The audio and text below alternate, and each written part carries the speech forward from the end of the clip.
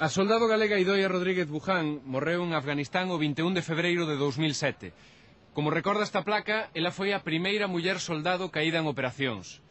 Estamos en Figueirido, na base de Abrilat, a Brigada Lixeira de Infantería Aerotransportable, onde se formara Idoia Rodríguez.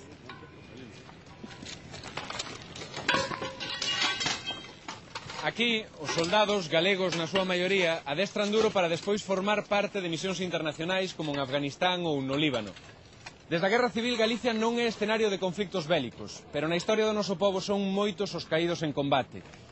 Neste capítulo, imos descontar que nos xogamos os galegos nas guerras que marcaron o curso da nosa historia, ademais da vida.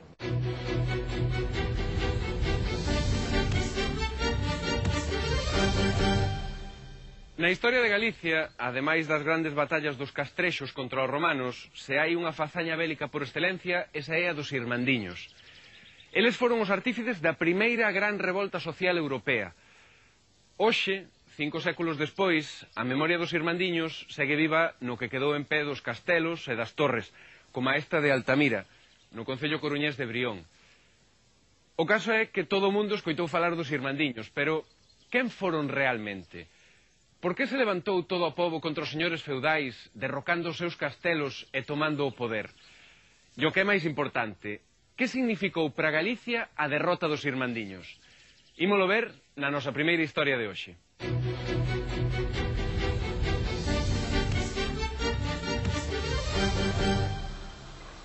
Afonso de Carballido é un destacado comerciante de Betanzos e hoxe transporta unha carga de tecidos con destino á Coruña. Acompáñano varios homes de confianza armados. O motivo? O medo a un ataque de algunha banda de malfeitores das que adoitan a andar por esta zona. Os asaltos a comerciantes e os roubos de gando son continuos. Cada vez é máis perigoso transitar polos camiños, e todo o mundo sabe que detrás dos bandidos e ladróns agóchanse os grandes nobres. Ninguén esquece que estamos en terras dos Andrade. Contra aqueles abusos, que podía facer a xente do pobo? Pois organizarse contra os tiranos. Deste xeito é como nacen as irmandades, unhas organizacións que xorden as cidades, como nesta de Betanzos, co obxectivo de defender a orde pública. As irmandades contaban cunha bella tradición en Europa. En Galicia, ademais, xa había precedentes. O primeiro e máis importante fora a Irmandade Fusquenlla, formada por burgueses e campesiños, que no 1431 se levantaban en armas en Betanzos e na zona de Pontedeume e Ferrol contra o poder dos Andrade. O comerciante Afonso de Carballido é un dos burgueses de Betanzos que participa na asamblea da Irmandade local. Acaban de nomear alcalde, que era o cargo superior de cada irmandade. Á xuntanza asisten un zapateiro, un xastre, un bacharel, algúns labregos da comarca e o notario Xoán Branco. Este último, deputado nas Cortes de Castela e León, diríxese aos presentes para lerlles unha provisión do rei, Enrique IV. Nela, o rei dalles poder ás irmandades para que poidan xulgar os malfeitores e os cabaleiros e dalles vía libre para que os irmandiños derroquen as fortalezas onde se agochen os bandidos. Aquí nesta praza do Concello, antigamente chamada Praza do Castro de Betanzos, enviados do rei pregoaron o seu apoio ás irmandades. E como nesta praza, en moitas outras de Galicia. Pero, por que o rei Enrique IV lle deu soporte legal aos irmandiños? O rei estaba en guerra co aspirante ao trono de Castela e León, o infante don Afonso. E este infante era apoiado pola maior parte dos nobres galegos, enfrontados, por tanto, co rei. Así, Enrique IV encontrou nas irmandades uns aliados valiosísimos para frear o poder do aspirante ao trono. Para uniren as súas forzas, os irmandiños celebraron aquí en Melide, en 1467, unha xunta xeral da que saiu a Santa Irmandade de Galicia. Ali estaban labregos e burgueses, pero tamén grandes señores. A eles exixiúselles que entregasen todas as fortalezas aos irmandiños, o novo poder de Galicia. Foron moi poucos os que aceptaron, e a maioría fuxiu para Castela ou para Portugal. Nese momento foi cando realmente comezou a revolta armada dos irmandiños contra eles. Xa como alcalde irmandiño de Betanzos, Afonso de Carballido supervisa o reparto de armas aos campesiños e artesáns da bisbarra. algunhas lanzas, espadas e grandes coitelos que fabricaran os mestres armeiros da vila. Son para tomar o castelo dos Andrade, a principal fortaleza da zona. De todos os xeitos, a maioría dos labregos e artesáns van utilizar na toma do castelo os abeños que tiñan na casa, ou sexa, fouces, gadañas, eixadas e forcadas. Con estas armas formouse un exército de 80.000 homes que se ergueron por toda Galicia contra os señores dos castelos. A primeira noticia do derrocamento dunha fortaleza data do 25 de abril de 1467, 2 meses despois da xunta de Melide. Trátase do Castelo Ramiro nas aforas de Ourense, que pertencía ao bispo da cidade. A partir de aí, a furia irmandiña contra o máximo símbolo do poder feudal non cesa durante 2 anos.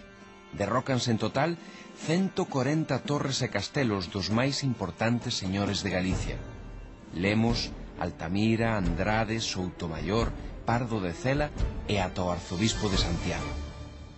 Isto é o que queda do castelo de Naraío, que pertencía á casa de Andrade e que foi derruído por unha partida de irmandiños dirixida por Alonso de Lanzós. O obxectivo dos irmandiños non era só tomar os castelos dos señores, senón derruílos completamente. Non podía quedar pedra sobre pedra.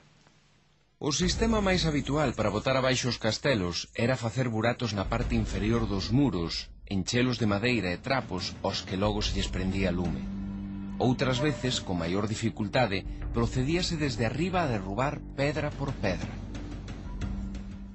E din as fontes daquela época que foi precisamente este castelo do Pambre o único que quedou en pé tras a revolta irmandiña.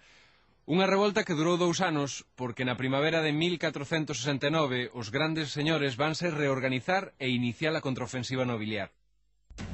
Desde o norte de Portugal, Pedro Álvarez de Soutomaior, Pedro Madruga, avanza apoiado pola cabalería daquel país ata as proximidades de Santiago. Alí, reúne o seu exército co do arcebispo Fonseca, que avanza co nobre Juan Pimentel desde Salamanca. Mentres, desde Ponferrada, o conde de Lemos, a quen se lle une Pardo de Cela, dirixe as súas tropas ata Monforte. Fanlles fronte aos exércitos irmandiños capitaneados por homes da baixa nobreza, como Diego de Lemos, Alonso de Lanzós ou Pedro Osorio. Contan que a batalla decisiva contra os irmandiños tivo lugar aquí, no Monte da Almáciga, que daquela estaba nas aforas de Santiago. Tamén din que a cidade resistiu 3 meses, pero que ao final os irmandiños foron derrotados. Pero, que final tivo aquel alcalde irmandiño de Betanzos? Aquí, no Museo das Mariñas, en Betanzos, podemos atopar o sepulcro de Afonso de Carballido, xusto ao lado do da súa muller, Clara Sánchez. Afonso de Carballido era un home rico e de prestixio que seguramente tras a revolta puido volver ás súas actividades mercantís. Polo xeral, os grandes nobres, ao volveren aos seus feudos, non actuaron contra os dirixentes irmandiños en forma de represalias violentas, pero puxeron en marcha outro tipo de vinganza. A vinganza dos nobres foi obrigar os campesiños a reconstruíren os castelos. Contabilízanse 45 fortalezas reedificadas, entre elas as dos Andrade, que os irmandiños de Betanzos e das comarcas veciñas destruíran. Pero a victoria dos grandes señores foi pírrica, porque de seguida comezaron entre eles as disensións e porque pouco despois os reis católicos van achicarlle o poder coa súa política centralista. Coa derrota dos irmandiños, Galicia deixaba pasar a oportunidade de ser dirixida pola incipiente clase social burguesa, unha clase que en Europa impulsaba o Renacemento. Terían que pasar máis de 300 anos tras a revolta irmandiña para atopar outra fazaña bélica que implicara como daquela a toda a poboación galega nunha causa común. Falamos da Guerra de Independencia ou a guerra contra o francés, que de novo levantou a todo o pobo galego, pero desta volta contra un inimigo estranxeiro.